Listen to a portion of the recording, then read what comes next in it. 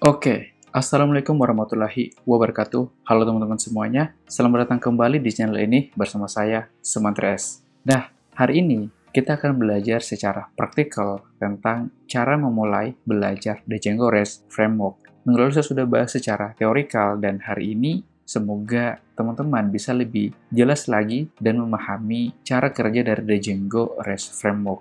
Oke, nah tentu cara memulai belajar Django REST Framework itu masuk ke dalam playlist REST API ya. Dan ini adalah part 3-nya, teman-teman semuanya. Oke, tanpa berlama-lama kita langsung aja menuju ke pembahasannya. Let's go! Oke ya, teman-teman semuanya. Pertama, di sini saya buka terminal dan tentu saya sudah masuk di dalam folder API DRF ya. Oke. Nah, pertama, kalau misalkan saya cek di dalam folder API DRF itu masih belum memiliki apa-apa, termasuk virtual environment-nya. Nah, yang pertama sekali adalah kita akan menginstal virtual environment-nya, di mana nanti kita akan mengisi atau menginstal Django dan juga Django REST Framework. Oke, pertama kita mulai dengan membuat atau menjalankan ya. Pertama kita menjalankan perintah seperti ini untuk menginstal virtual environment. Oke, kita enterkan aja. Kita tunggu sampai virtual environment-nya berhasil terinstall. Oke, kalau misalkan saya cek kembali, ini sudah ada ya, teman-teman semuanya. Nah, lalu kita coba jalankan virtual environment-nya ya dengan cara source and bin activate. Ini sama seperti video tutorial yang sebelumnya, dan kalau misalkan kita cek dalam piplist itu belum ada Django maupun Django REST Framework. Oke, pertama itu kita lakukan instalasi Django terlebih dahulu. Seperti itu, kita tunggu sampai proses instalasinya selesai. Sip, sukses. Ini kita clear dan disusul dengan instalasi Django REST Framework yang seperti ini. Kita tunggu sampai proses instalasinya selesai. Oke, dan kalau misalkan kita cek, itu sudah terinstall Django dan juga Django REST Framework. Keren ya, teman-teman semuanya. Langkah selanjutnya adalah kita membuat sebuah project ya dengan menjalankan perintah Django admin start project my site. Oke, langkah selanjutnya kita membuat sebuah project dan kita menggunakan perintah Django admin start project my site. Sebelumnya kita namakan aja my site API ya, teman-teman semuanya, dan kita enter. Kita tunggu sampai proses instalasinya selesai. Sip, menarik, dan kita masuk ke dalam project atau folder my site API, dan kalau misalnya kita ls, ini masih belum ada aplikasinya, dan itu hanya baru ada project dan juga manage.python.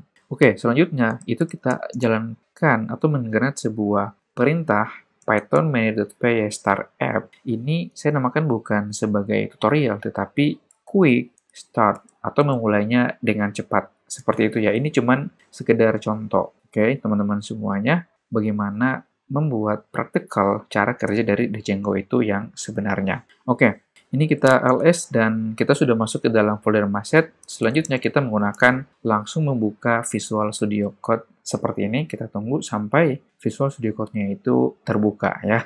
Oke, keren teman-teman semuanya.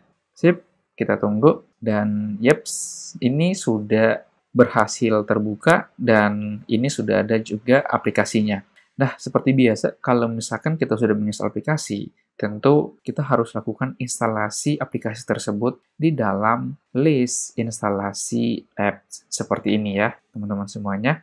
Mungkin teman-teman yang baru tahu ya channel ini dan belajar tentang Django dan juga Django REST API, disarankan untuk mengikuti pembelajaran playlist belajar Django 4.2 LTS ya. Kita langsung menginstalkan Django REST Framework ya, seperti ini. Jadi untuk instalasi aplikasi, untuk menginstal Django REST Framework, itu kita tidak menginstalkan secara penuh, yaitu Django REST Framework, tetapi cukup dengan REST garis bawah framework seperti ini. Oke, teman-teman semuanya. Nah, kita sudah berhasil menginstalasi aplikasi dan juga Django REST Framework di dalam daftar instalasi aplikasi. Nah, selanjutnya, ya, yang pertama sekali, kita coba akan mendeskripsikan sebuah serializer, yaitu di dalam aplikasi dari Quick Start. Oke. Nah, caranya seperti apa? Pertama, ini kita buat sebuah file baru dan kita namakan aja sebagai serializers.python seperti itu, ya. Oke. biasanya serializer itu mengambil atau menghubungkan dari model yang ada di sini. Tapi model itu kita akan ambil bawaan dari aplikasi users authentication, termasuk user dan ataupun group ya, teman-teman semuanya. Nah, pertama di sini itu kita buka sebuah terminal baru seperti itu dan oke, virtual environment-nya sudah jalan. Kita coba lakukan sebuah migrate ya. Kita langsung aja migrate karena kita tidak memiliki database baru seperti itu. Oke, ini kita closing dan di sini itu kita impor from Django contrib auth titik models import user dan juga group seperti itu ya. Kemudian kita langsung aja impor sebuah modul atau paket dari REST framework, yaitu karena ini adalah sebuah serializer yang nanti akan koneksi dengan model ya dan mendefinisikan sebuah file database. Di sini kita impor aja sebuah paket namanya serializers ya. Jadi untuk function serializers itu sudah di dalam paket REST framework ya. Teman-teman semuanya, dulu sudah pernah saya jelaskan bahwa ini termasuk fitur utama dari Django REST framework. Oke, selanjutnya di sini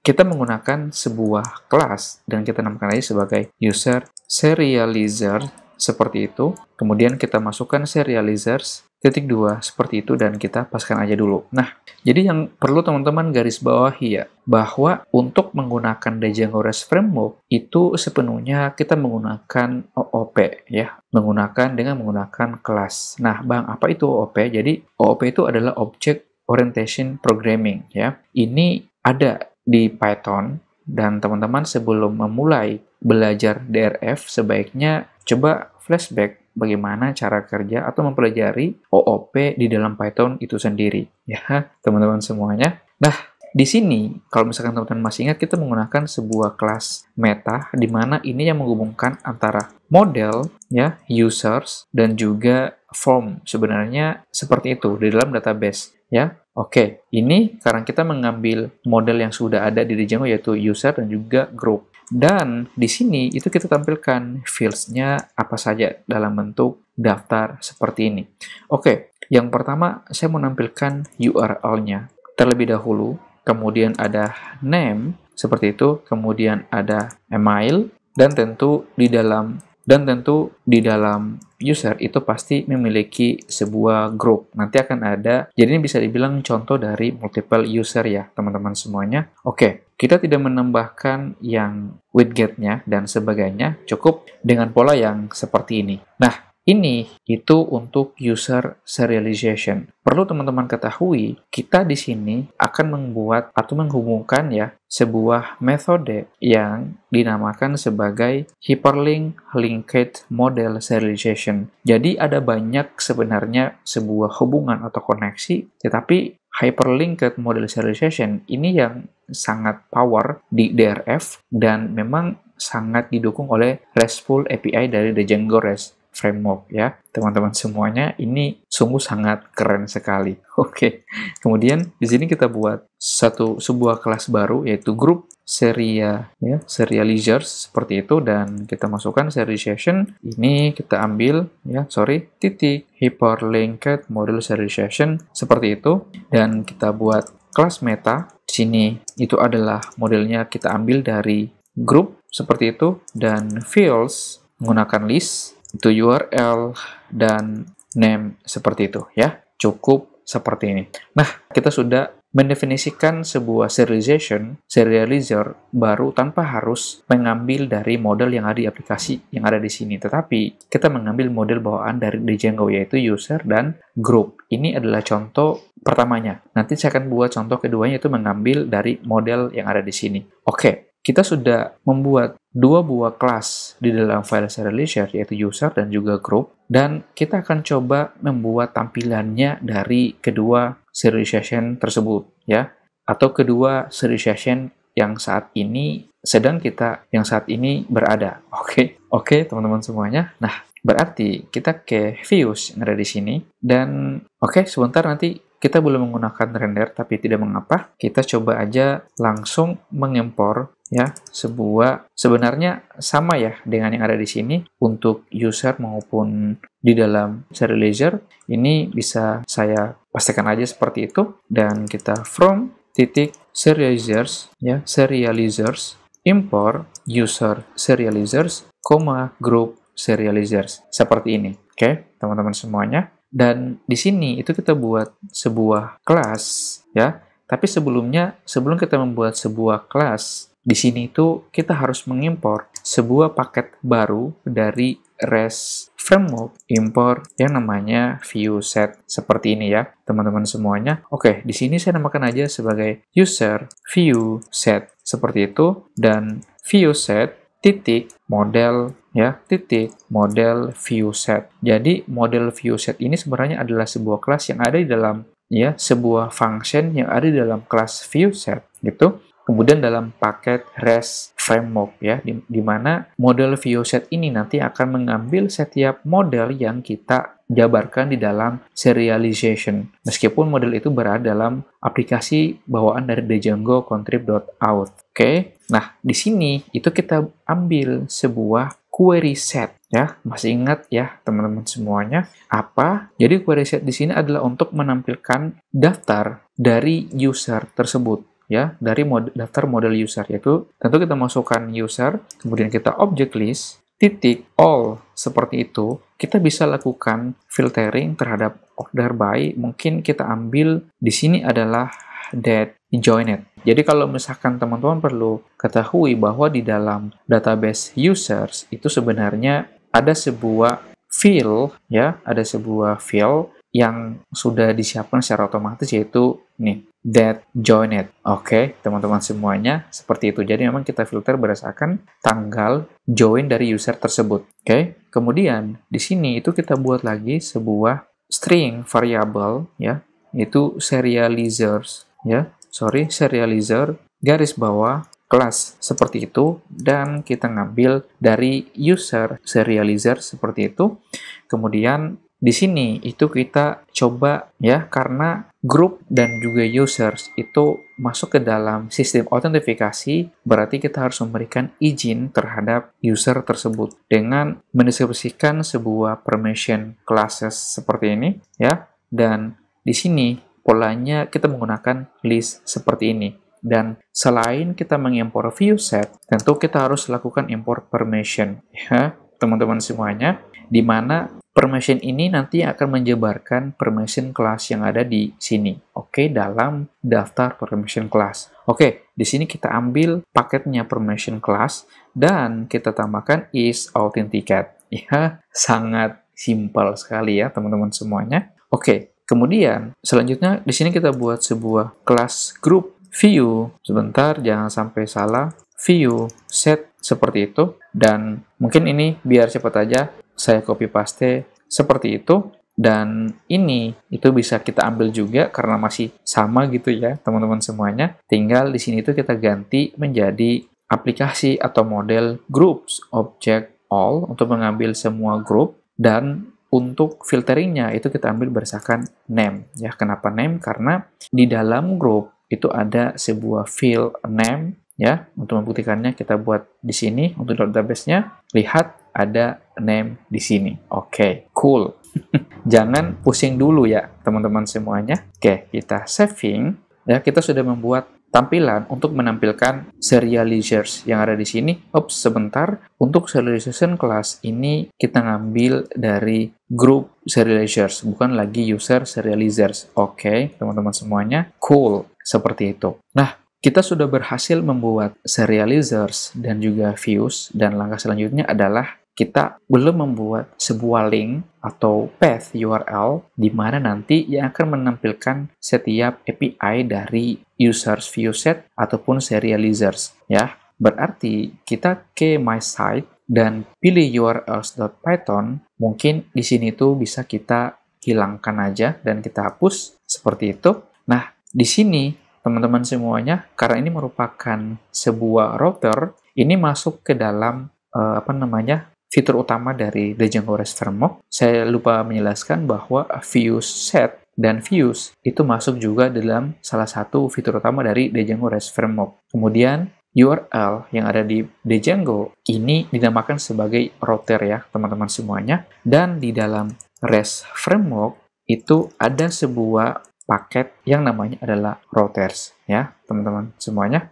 Oke, di sini kita langsung aja impor sebuah aplikasi QXstar di mana di dalam views itu ada user view set dan juga group view set, ya. Ups, jangan lupa ini routers. Kenapa bisa terhapus tadi?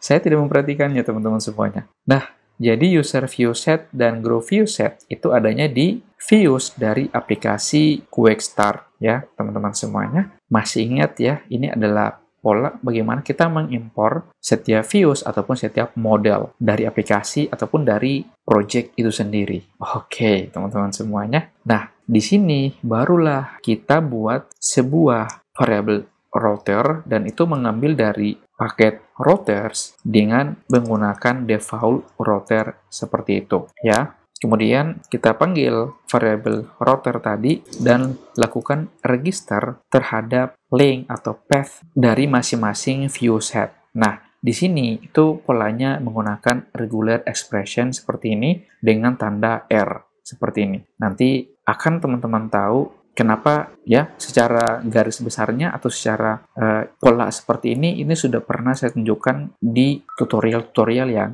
sebelumnya. Oke, jadi di sini itu kita namakan aja sebagai users. Seperti itu, ngambil dari user view set seperti ini ya. Oke, tanpa menggunakan koma. Kemudian ini kita duplikat dan ini itu kita namakan aja namanya groups. Ngambil dari groups view set seperti itu dan view set sebelumnya kita hapus. Oke, dan di sini itu kita buat sebuah path baru dan kita jadikan kosong aja dan kita menggunakan include, tapi sebelumnya method atau paket dari include itu kita impor dan kita include di sini ya, seperti itu. Masih ingat ya teman-teman semuanya? Lalu kita ambil variabel router yang ini ya, titik URLs. Kenapa URLs? Karena router itu adanya di file urls.python dari project MySite API. Oke, seperti itu.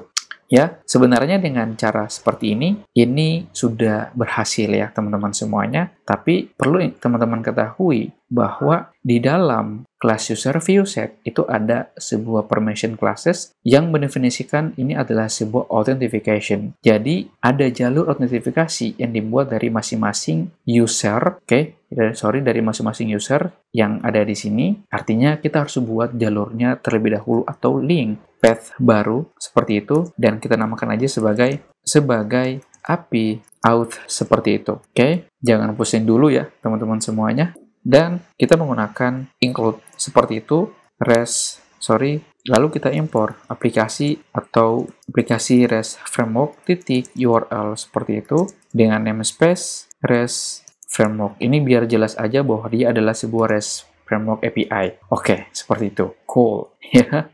Kalau misalkan saya buka terminal dan kita coba jalankan servernya dulu dah. Apakah ini berjalan atau malah terjadi error? Oke, kita running server. Kita tunggu. Sip. Ini ada sedikit masalah. Ya, cannot resolve keyword that joined. Choices are that joined. Sebentar. Di sini tuh ada kekeliruan untuk order by-nya yang di sini. Kita coba cek dia menggunakan nama file yang seperti apa. Oke, that joined. Di sini keliru. Ini kita bisa ganti seperti itu.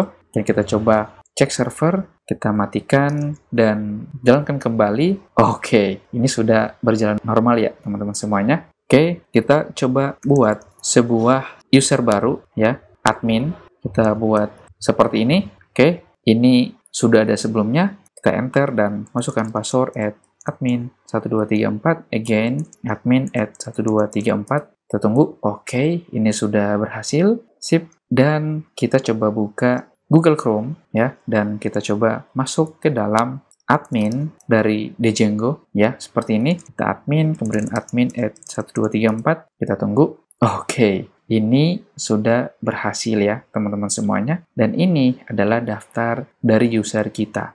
Nah, jadi gini teman-teman semuanya. Di sini kita baru menampilkan daftar user menggunakan admin ya. Nah, Bang, bagaimana menampilkan API dari users itu ke dalam halaman browser ya, ke dalam aplikasi DRF atau Django di luar dari admin. Oke. Nah, jadi perlu teman-teman ketahui bahwa fitur bawaan dari Django REST Framework yang paling populer ya, yang itu adalah Browsable API. Ya, jadi Browsable API ini digunakan untuk menguji dan mengetes apakah API kita itu berfungsi atau tidak. Ya, oke. Jadi untuk membuka Browsable API tentu sama saja dengan kita membuka ya atau mengunjungi seperti biasanya untuk IP dari pada saat kita menjalankan server seperti ini. Cuman bedanya, kalau kita lihat di URLs, itu ada sebuah router, di mana router itu yang pertama adalah users, dan router yang kedua adalah group. Artinya, kita bisa mengambil dari masing-masing router ini. Contoh misalkan saya mengambil user, ya, karena users ini itu sudah ada filenya, yaitu admin ya teman-teman semuanya. Jadi kita menggunakan pola yang seperti ini, garis miring user, seperti itu ya, polanya seperti ini. Ketika ini saya enter,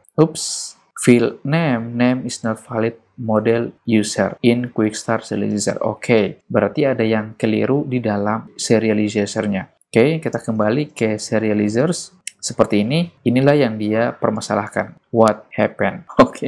Oke, teman-teman semuanya. Jadi di sini dia bilang error karena tidak ada field name di dalam model user. Oke, berarti kita cek field di dalam model users. Oke, kalau kita cek memang tidak ada field name, tetapi yang ada di sini yaitu user name. Oke, masalah. Berarti di sini kita tambahkan aja user name seperti itu. Oke, cool, man. Dan ketika ini saya reload, oke, lihat teman-teman semuanya, lihat ya. Di sini kita sudah punya ya URL, username, email, dan juga group. Jadi field ini sebenarnya dijabarkan dari field untuk user serializers ya. Lihat ada URL, username, email, dan juga group seperti ini ya. Oke, cool teman-teman semuanya. Nah, ini ya termasuk aplikasi atau fitur utama ya yang saya sebutkan di awal tadi atau di secara teorikalnya, dan ini namanya adalah Browsable API. Nah, dan di Browsable API itu ada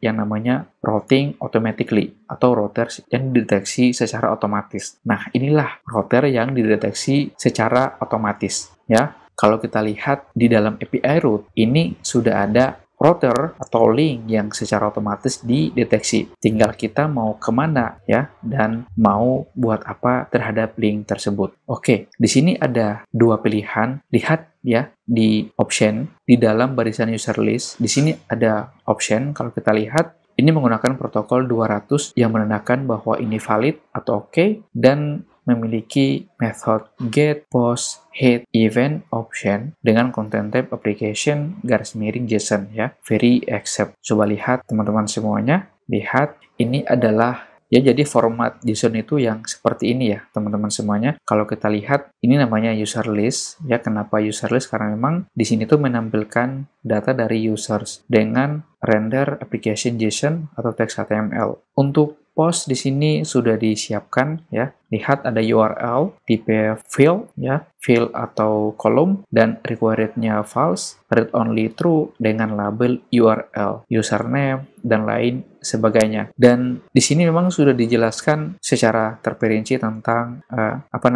validasi ya terhadap form dari masing-masing URL, dari masing-masing users. Lihat sini ada label dan juga help text required. Jadi help text-nya itu menampilkan required, artinya wajib diisi dengan 150 karakter ya, ditandai dengan tanda seperti ini dengan mask length 150. Jadi dari sini teman-teman bisa lihat ya modelnya seperti apa. Oke, kalau misalkan kita cek get, maka dia akan menampilkan daftar yang saat ini. Tuh, kalau misalkan ini kita cocokkan itu sama dengan yang ada di admin. Oke, nah bagaimana dengan kita menambahkan user baru ya teman-teman semuanya? Oke, jadi untuk menambahkan user baru, lihat di bawah sini ya teman-teman semuanya. Jadi di sini tuh ada HTML form dan juga raw data. Nah, ya teman-teman semuanya. Dan di sini tuh ada username, email, dan juga group. Jadi kita bisa menambahkan menggunakan raw data dengan media tipe application JSON. Misalnya di sini saya mau ngambil username-nya yaitu adalah 3. Seperti itu, dengan email 3 at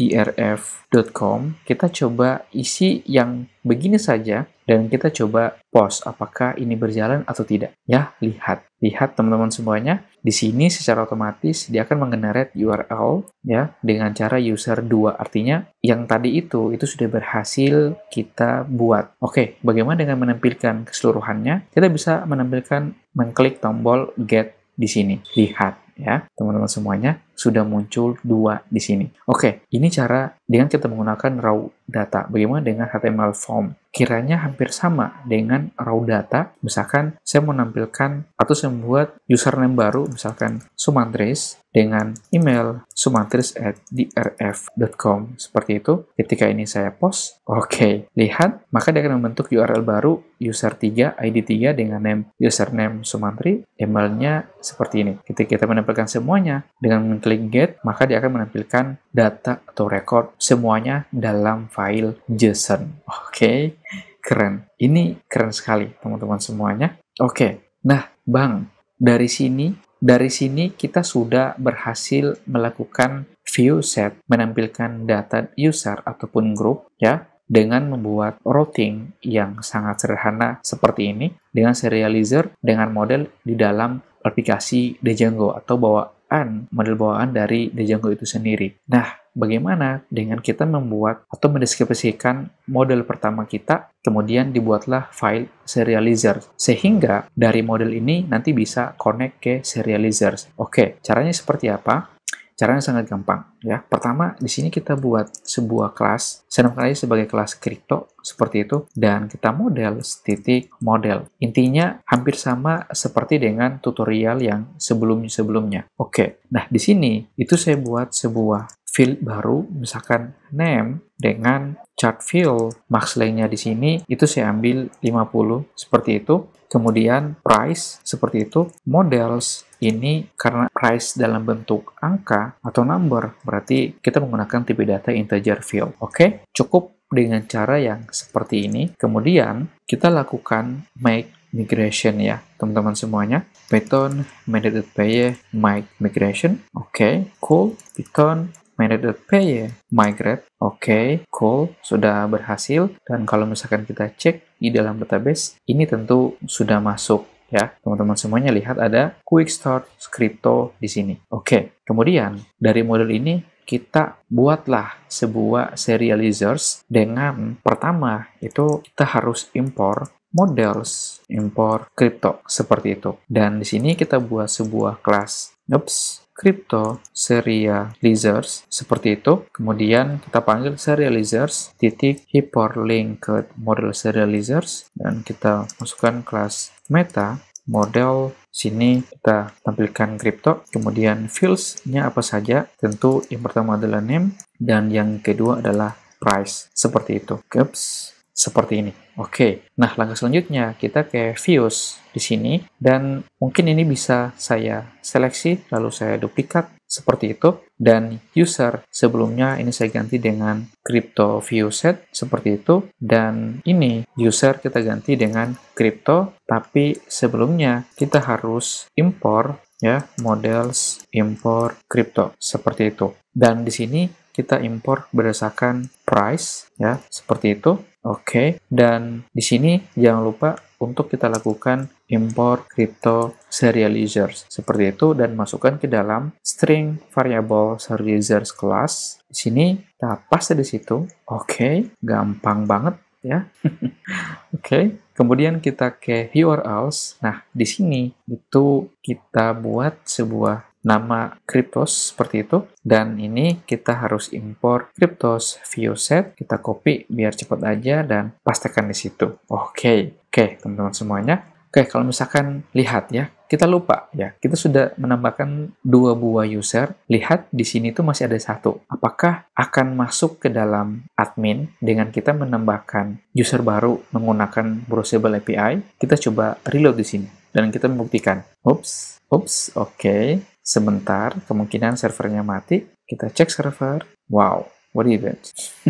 Ya, benar, servernya mati. Kita ya. Oke, sini dia bilang let joined. Oh, tadi kita sudah sempat saving di dalam model kripto, dan dalam kripto itu kan tidak ada let joined ya. Nggak masalah, ini kita matikan servernya dan runningkan kembali. Oke, ketika ini kita reload, lihat ya. Lihat teman-teman semuanya, di sini sudah bertambah ya. Kalau misalkan kita lakukan updating di sini ya, ini tadi keliru. Kita coba saving. Oke, sudah berhasil ketika kita ke sini. Oke, ini juga sudah berhasil berubah ya. Jadi memang Browsable API dan juga admin itu inilah sesuatu yang sangat bagus ya, keren ketika kita menggunakan DRF. Semuanya sudah saling terintegrasi ya. Oke.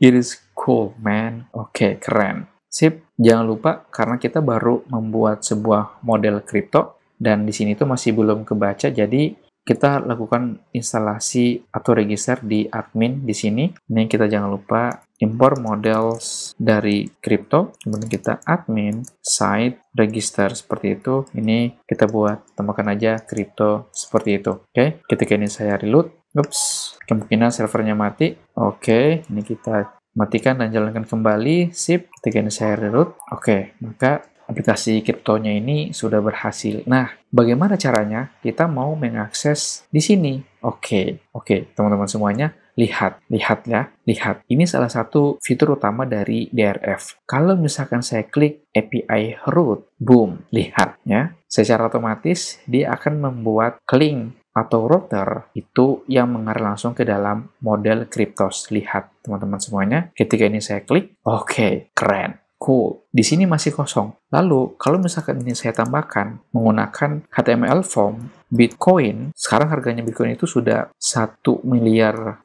ya, kurang lebih seperti itu. Ketika ini saya post, lihat ya, lihat, otomatis muncul. Ketika ini saya reload, boom, lihat teman-teman semuanya, ini sungguh keren sekali ya. Ini masih dalam crypto object, nggak masalah. Nanti teman-teman bisa berkreasi ya, atau kita bisa langsung aja tambahkan di sini dev str ya, seperti itu. Ini kita solve, kemudian kita return, solve, kita ambil aja name seperti itu. Oke, ketika saya reload, servernya mati.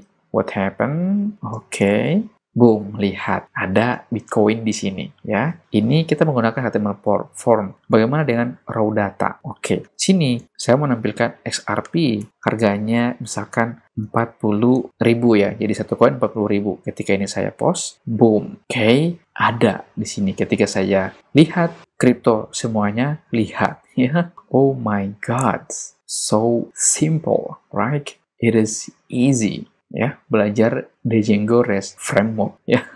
Oke, ketika ini saya reload, lihat ya teman-teman semuanya. Oke, keren sekali ya. Oke, nah dari sini kalau misalkan ada pertanyaan, mungkin bisa teman-teman bertanya ya di kolom komentar, nanti sebisa mungkin akan saya jawab gitu. Oke, jadi saya sudah mencontohkan dan membuat API yang sangat sederhana dengan menggunakan model serializers ya, dengan memanfaatkan model yang sudah ada di dalam aplikasi Django, ataupun juga dengan membuat model kita sendiri dan mengintegrasikan dari model ke serializers dengan pola yang seperti ini ya. Dibuatlah sebuah viewset dengan cara yang seperti ini untuk crypto viewset, disertai diikuti dengan routing yang kita jabarkan seperti ini. Oke, teman-teman semuanya, ini sangat simple sekali. Oke, nah jadi untuk quick start atau mulai cepat belajar DRF, sebenarnya ini adalah penerapan dari quick start Django REST Framework yang ada di dalam dokumentasinya. Silakan teman-teman kalau mau belajar secara terperinci, silakan baca dokumentasinya ya, bisa ditranslasikan ke dalam bahasa Indonesia biar lebih jelas lagi ya. Ini sudah ada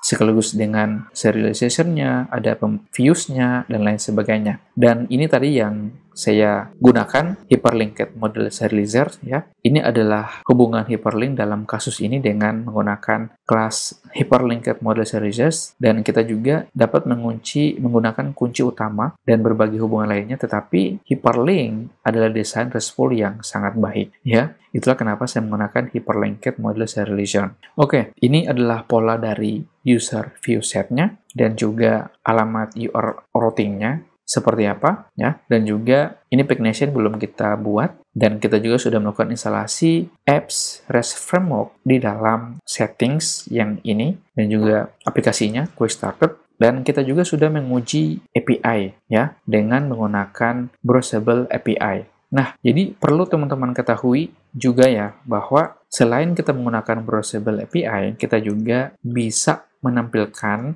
API file JSON itu dalam terminal dengan cara menggunakan perintah seperti ini, curl ya, curl min u admin ya, spasi min h spasi seperti ini. Lihat dengan menggunakan accept application, ini adalah offsetnya atau aplikasi file JSON dengan identitas 4, dan ini adalah linknya. Dan saat ini mengarah ke JSON atau file Cryptos ya. Ketika ini saya enter, dan kita harus memasukkan host password dari admin. Nggak masalah, kita masukkan admin 1234. Oke, lihat teman-teman semuanya, maka dia akan menampilkan file JSON dalam terminal. Ya, keren sekali. Jadi, dari sini kita sudah melakukan 2 pengujian. Yang pertama adalah menggunakan Browsable API, dan yang kedua adalah menggunakan terminal ya. Oke.